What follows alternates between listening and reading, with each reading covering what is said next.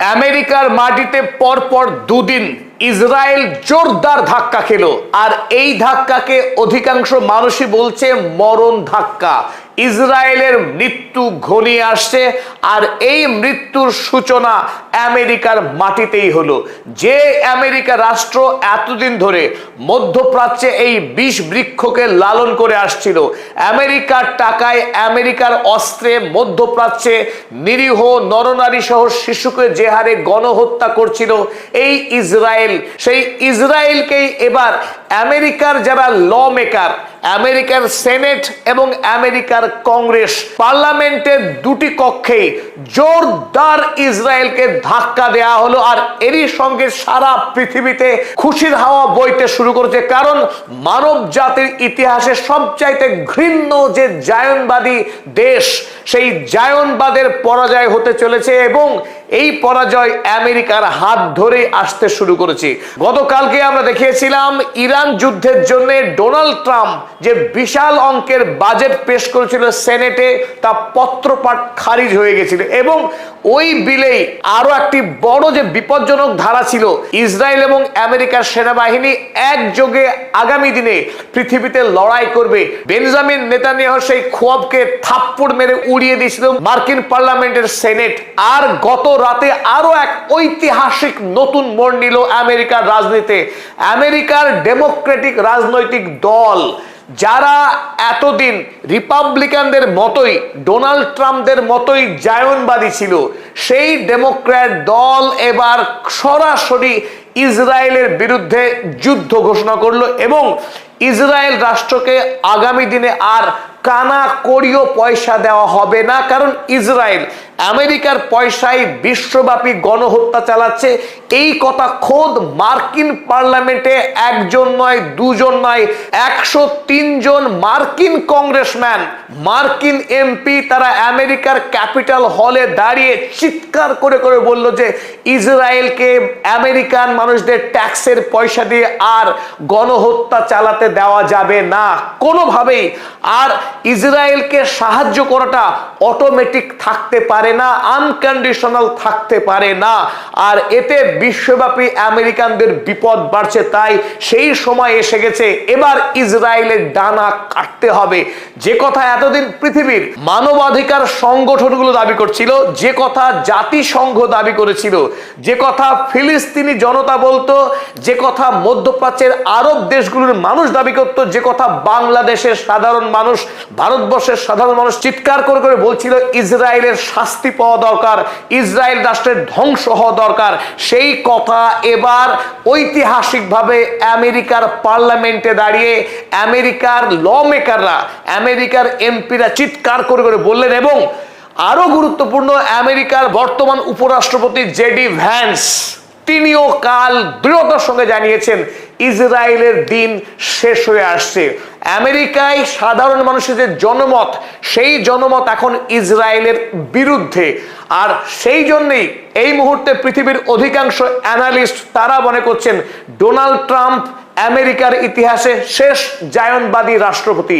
Donald ট্রাম্পের পর আমেরিকার মসনদে আর কোনোদিন ইসরায়েল পন্থী রাষ্ট্রপতি নির্বাচিত হবে না। আর গতকাল রাতে যদিও আমেরিকার হাউস অফ রিপ্রেজেন্টেটিভে ইসরায়েলকে 3.4 বিলিয়ন ইউএসডির এইড দেওয়ার পক্ষেই বিল পাশ হয়েছে, কিন্তু সেই বিল পাশ কুকুরকে ছেঁড়া রুটি যেভাবে ঘেন্নার সঙ্গে ছুড়ে দেওয়া হয়, সেইভাবেই ছুড়ে দেওয়া হয়েছে।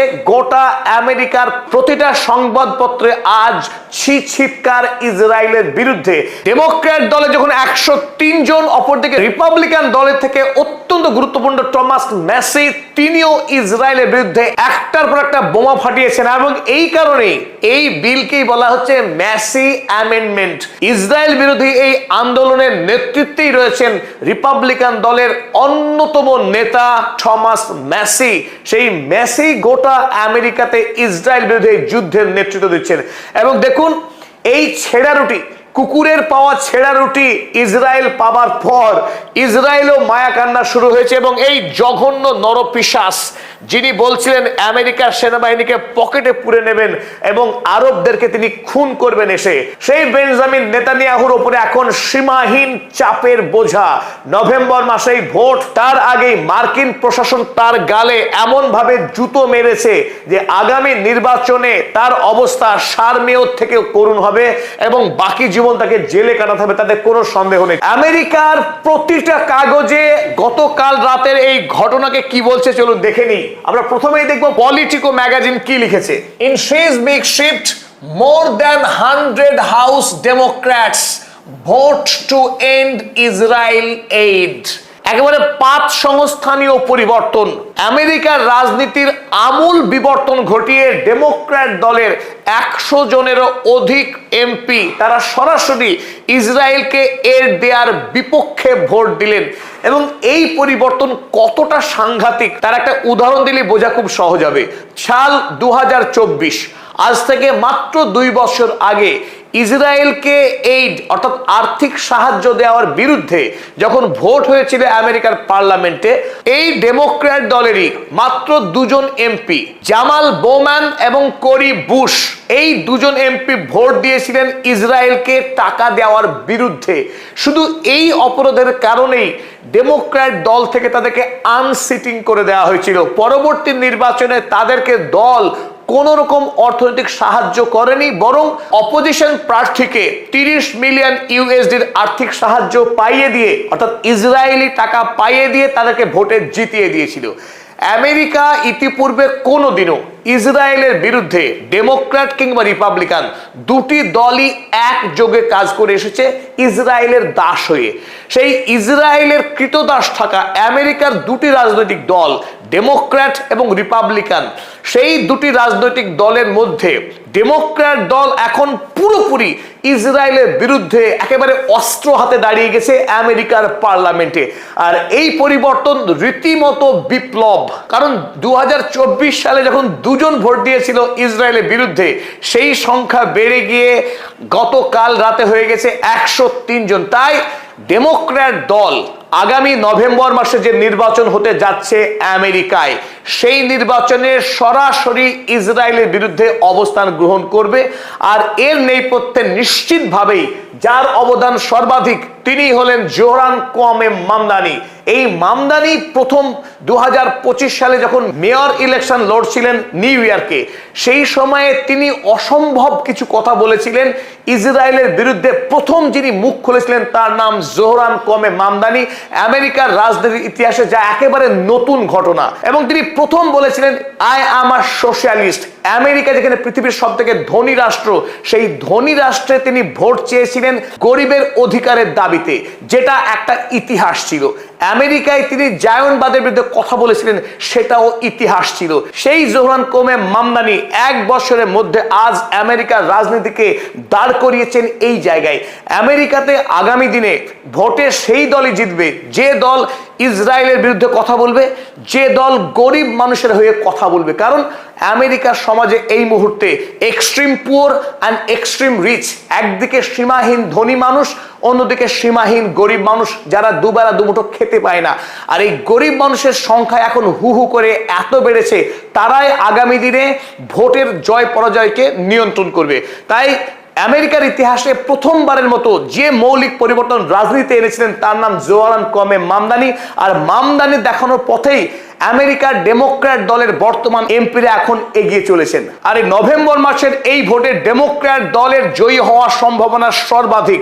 আর এর সাথে সাথেই আমেরিকার জনসমাজে ইতিমধ্যেই যে ইসরায়েল বিরোধী হাওয়া তৈরি হয়েছে। কারণ আমেরিকার সাধারণ মানুষ যখন শিক্ষার অধিকার থেকে বঞ্চিত, যখন স্বাস্থ্যের অধিকার থেকে বঞ্চিত, রাষ্ট্র যখন সামাজিক প্রকল্পে কোনো রকম টাকা দিচ্ছে না, সেই টাকা নিয়ে ইসরায়েলে গুলি বারুদ পাঠানো হচ্ছে। আর ওই গুলি বারুদের টাকায় আমেরিকার যারা ধনী মিলিটারি ইন্ডাস্ট্রিয়াল কমপ্লেক্সের মালিক, তারা আরো বেশি ফুলে ফেপে উঠছে। আর ওদিকে রাস্তায় নেমে আসছে আমেরিকার সাধারণ মানুষ।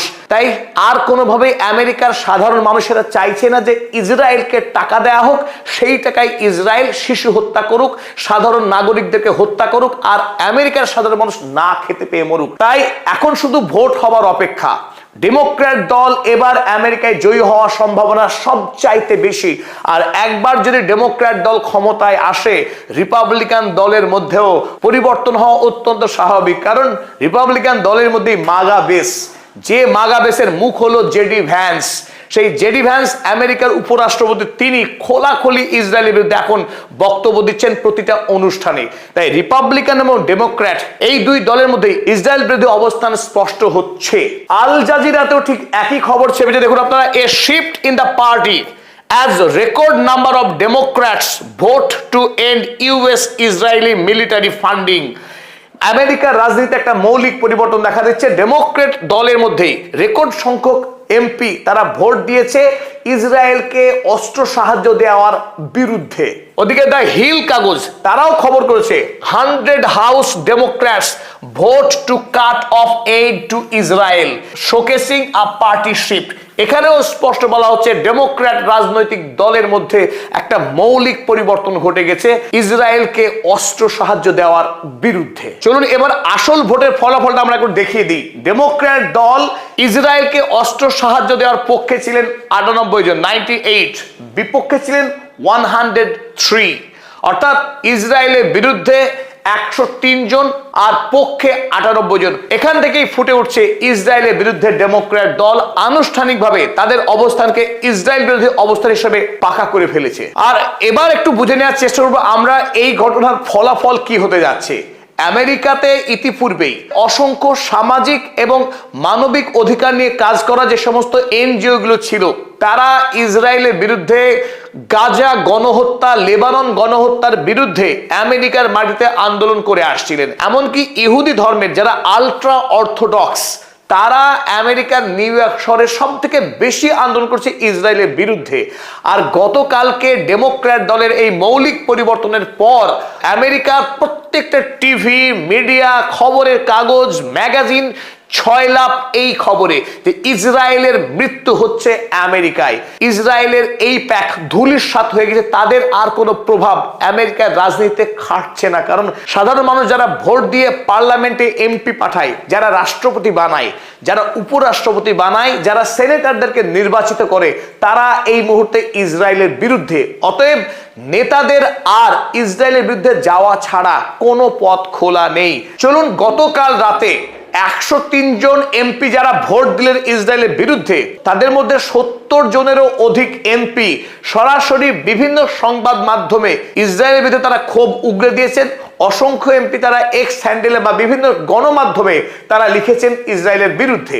তাদের দুই একটা ছোট্ট নমুনা দেখে নিই, তারা এই মুহূর্তে কি বলছেন ইসরায়েল রাষ্ট্রকে।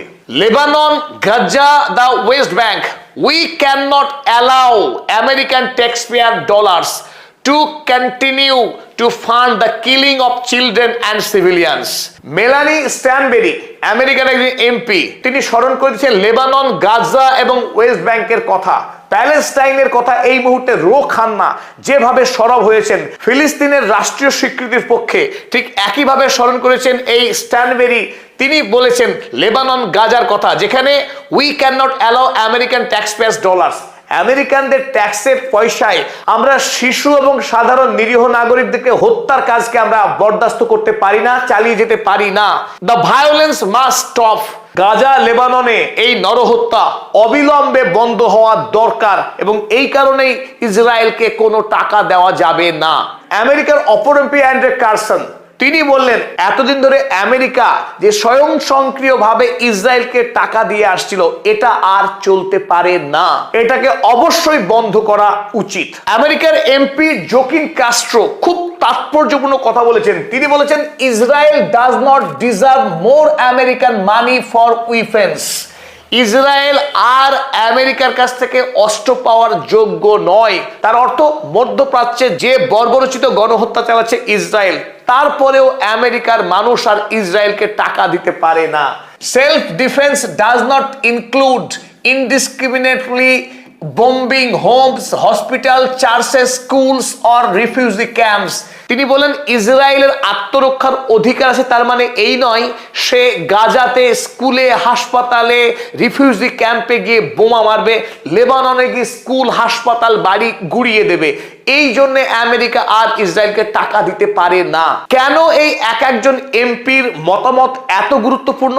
এই কারণেই গুরুত্বপূর্ণ, যত দিন যাবে এই একজন এমপি আরো প্রচুর মানুষকে, আরো প্রচুর এমপিকে এই দলে তারা নিয়ে আসবে। 2024 সালে যখন দুজন মানুষ কথা বলেছিলেন তারা দল থেকে নির্বাসিত হয়েছিলেন, সেই সংখ্যাটা 2026 সালে গিয়ে বেড়ে 103 হয়েছে। আর আমেরিকায় যখন পার্লামেন্টে মোট সদস্য সংখ্যা 435, 300 সংখ্যায় পৌঁছতে খুব বেশি দিন আর দেরি হবে না। সেটাই আমাদের দৃঢ় বিশ্বাস। ইসরায়েল যে পাপ করেছে সেই পাপের কারণেই তার মৃত্যু ত্বরান্বিত হচ্ছে। ইসরায়েল রাষ্ট্রের উপরে 80 বছরের যে অভিশাপ রয়েছে, সেই 80 বছরের সীমানা যে ইসরায়েল পেরোতে পারবে না, সেই বিষয়ে এখন বিশ্বমহলে একটা রীতিমতো বিশ্বাস জন্ম হচ্ছে। সকল দর্শক মণ্ডলীকে জানাই কৃতজ্ঞতা এবং ধন্যবাদ এতক্ষণ আমাদের সঙ্গে থাকবার জন্য। আজ সত্যি আমরা আনন্দিত ছিলাম, উচ্ছ্বসিত, ইসরায়েলের এই বহু প্রতীক্ষিত মৃত্যুর মুহূর্তে সাক্ষী থাকতে পেরে। এই সমস্ত দর্শক মণ্ডলী চোখের অসুখে ভুগছেন, ছানি পড়া, প্রেসার বা সুগারের কারণে, যাদের অল্প বয়সে রেটিনার সমস্যা হচ্ছে কিংবা চোখে ছানি পড়েছে, তাদের জন্য নির্ভরযোগ্য চিকিৎসক হতে পারেন আমার শ্রদ্ধেয় শিক্ষক ডক্টর কেপি বৈদ্য। আমি আজ স্যারের চেম্বারে এসেছিলাম বিশেষ কাজে, তাই আমি আপনাদের কাছে এই বার্তা পৌঁছে দিতে চাই যে আপনারা যারা পশ্চিমবাংলায় বাস করেন, বাংলাদেশ কিংবা আসাম বা ত্রিপুরা, তারা প্রত্যেকেই অনায়াসে কলকাতায় ফুলবাগান মেট্রো স্টেশনের পাশেই স্যারের nursing home Kiran I foundation, নিঃসন্দেহে আপনারা ভরসা করতে পারেন ডাক্তারবাবুর কাছে। অসংখ্য রোগী ডাক্তারবাবুর কাছে চোখের চিকিৎসা করে তারা সুস্থ আছেন। কেপি বৈদ্য ডাক্তারবাবু কলকাতার অগ্রগণ্য চক্ষু চিকিৎসক, এমনকি কলকাতায় যারা চক্ষু চিকিৎসার সঙ্গে যুক্ত তারা তাকে মনে করেন ডাক্তারবাবুদের ডাক্তারবাবু।